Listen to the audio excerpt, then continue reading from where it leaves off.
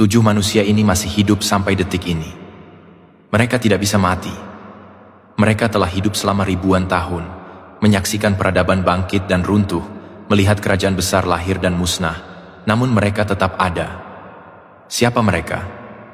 Kenapa mereka terkutuk atau diberkati dengan kehidupan abadi? Dan di mana mereka sekarang? Jika kamu mendengar ini, jangan skip video ini, karena apa yang akan kamu dengar akan mengguncang pemahamanmu tentang kehidupan, kematian, dan akhir zaman. Sebelum kita lanjut, bantu channel ini berkembang dengan like, subscribe, dan nyalakan notifikasinya. Dan tolong beritahu kami di kolom komentar, dari mana kamu menonton video ini sekarang. Apakah dari Indonesia, Malaysia, Singapura, atau negara lain?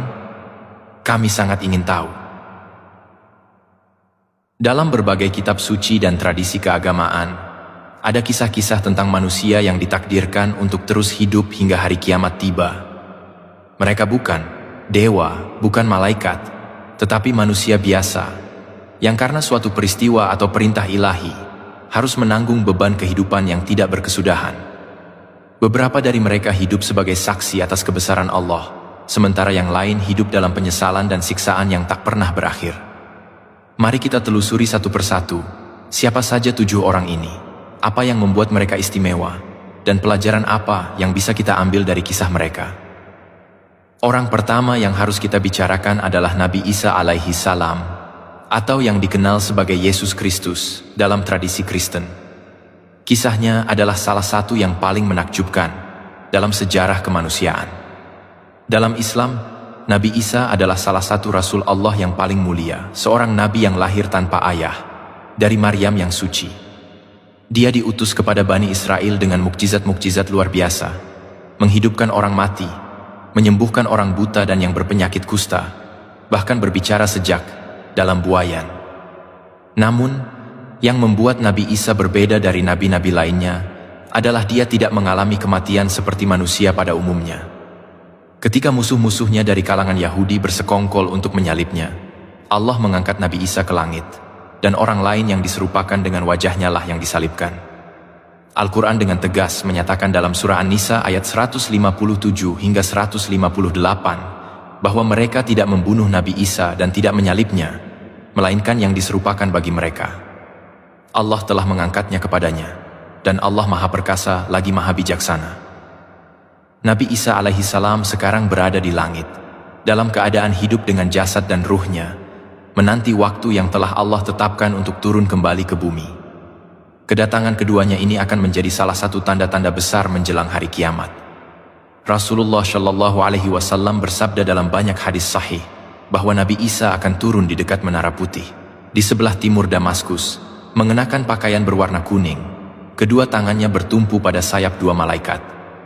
Ketika dia turun, dia akan memimpin umat muslim, menegakkan syariat Islam, memecahkan salib, membunuh babi, menghapuskan jizyah, dan memerangi Dajjal, sang penipu besar yang akan muncul di akhir zaman. Nabi Isa akan membunuh Dajjal di pintu Lud, sebuah tempat di Palestina. Setelah itu, masa pemerintahan Nabi Isa akan menjadi masa yang penuh dengan keadilan dan kemakmuran, di mana tidak ada lagi permusuhan, tidak ada perang, dan manusia hidup dalam kedamaian yang sejati. Dia akan hidup selama 40 tahun setelah turunnya, kemudian wafat sebagai manusia biasa, disalatkan oleh kaum muslimin, dan dimakamkan. Ini adalah bagian dari rencana ilahi yang agung, di mana Nabi Isa menjadi saksi hidup atas keesaan Allah dan kebenaran Islam hingga akhir zaman. Orang kedua yang tidak akan merasakan kematian hingga hari kiamat adalah Nabi Khidir. Sosoknya misterius, namanya bahkan tidak disebutkan secara eksplisit dalam Al-Quran, tetapi kisahnya diabadikan dalam surah Al-Kahfi.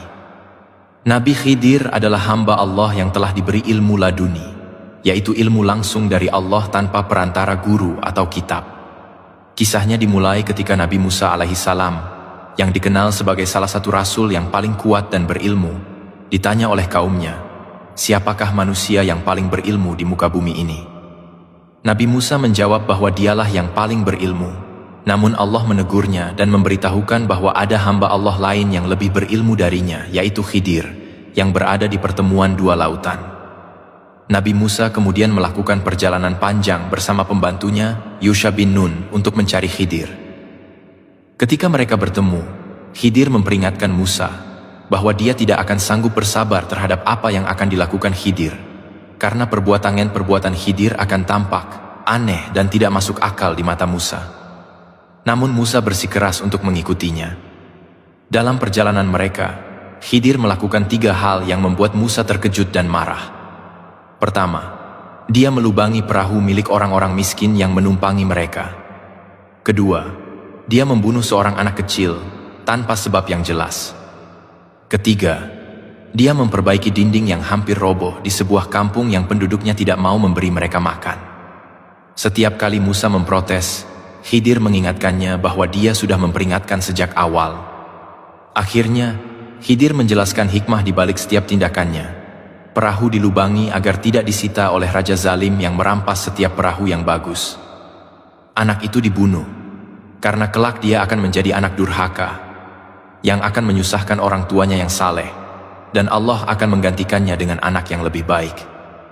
Dinding diperbaiki karena di bawahnya tersimpan harta milik 2 anak yatim yang ayahnya adalah orang saleh, dan Allah ingin harta itu tetap tersimpan hingga mereka dewasa.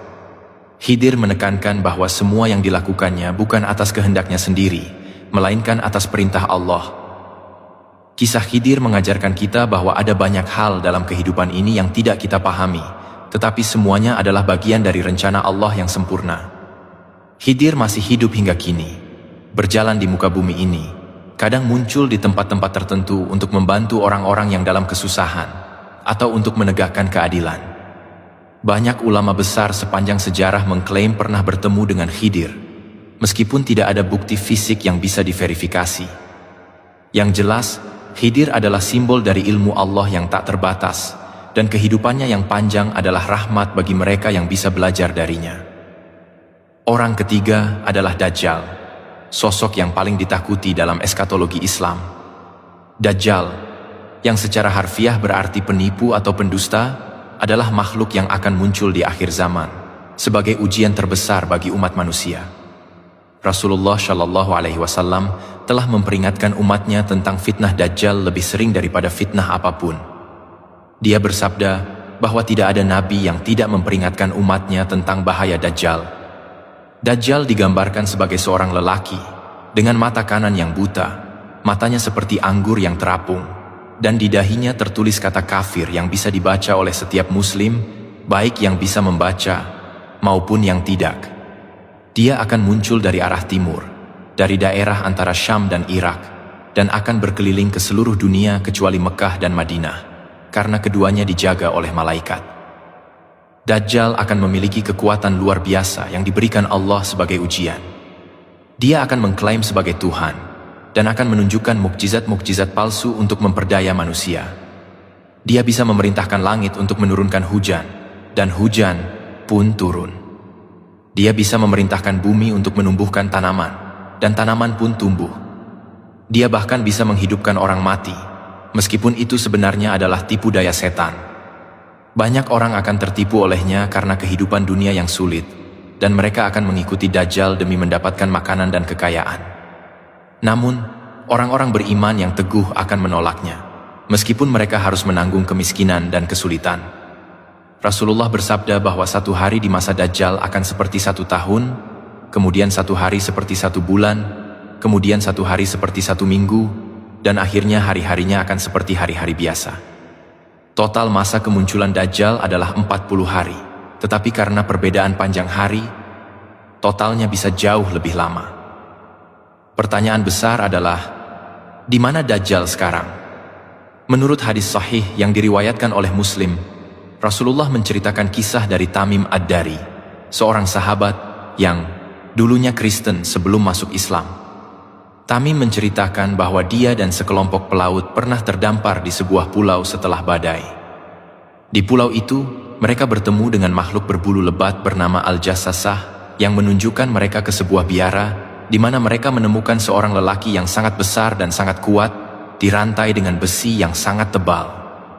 Lelaki itu bertanya kepada mereka tentang berbagai tanda-tanda akhir zaman, termasuk tentang mata air Zogar, pohon kurma Baisan, dan Nabi